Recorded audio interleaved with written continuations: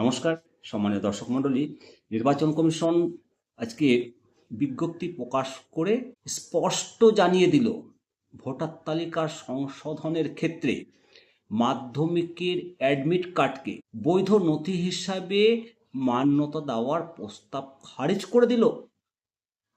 আজকে বৃহস্পতিবার পশ্চিমবঙ্গের মুখ্য নির্বাচনী আধিকারিককে চিঠি পাঠিয়েছে ভারতের নির্বাচন কমিশন। নির্বাচন কমিশনের তরফে জানানো হয়েছে 2025 সালের 27 অক্টোবর জারি করা নির্দেশিকায় ভোটার তালিকা সংশোধনের সময় যে নথিগুলোকে বৈধ হিসাবে ধরা হয়েছে তার তালিকার মধ্যে মাধ্যমিকের অ্যাডমিট কার্ড নেই। সেই কারণেই রাজ্যের তরফে পাঠানো প্রস্তাব গ্রহণ করা সম্ভব নয় বলে মত প্রকাশ করেছে কমিশন। কমিশনের চিঠিতে স্পষ্ট করা হয়েছে যে নথি যাচাইয়ের ক্ষেত্রে পূর্ব নির্ধারিত তালিকার বাইরে গিয়ে নতুন কোনো নথি অন্তর্ভুক্ত করা যাবে না।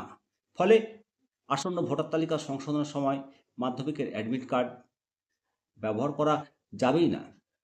এটা চূড়ান্ত সিদ্ধান্ত কথা কমিশন জানিয়ে দিয়েছে। এই সিদ্ধান্তে বিশেষ করে যারা তরুণ প্রজন্মের ভোটার, যারা নতুন ভোটার তালিকায় নাম তোলার জন্য বহু পড়ুয়া এবং তরুণ তরুণী, তাদের তো অসুবিধা হবেই, এটাই মনে করা হচ্ছে। যদিও কমিশনের অবস্থান এবং নথি যাচাইয়ের ক্ষেত্রে একরকম নিয়ম বজায় রাখা জরুরি স্বচ্ছতার জন্য।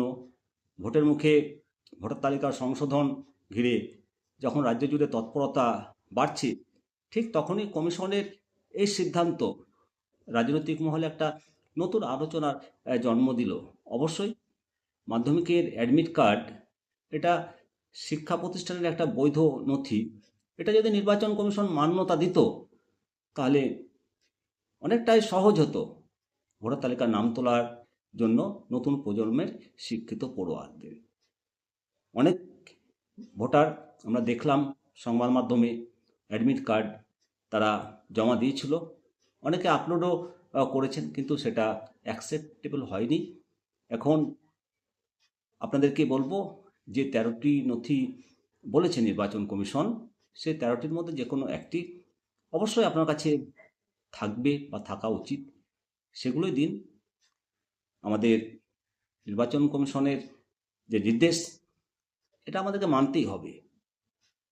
যাই হোক বন্ধুরা, পরবর্তী আপডেট নিয়ে আবার আপনাদের সামনে আসবো আমি। আপনাদের যদি কিছু জানার থাকে তাহলে অবশ্যই কমেন্ট সেকশনে কমেন্ট করবেন। ভালো থাকবেন। জয় হিন্দ, জয় ভারত।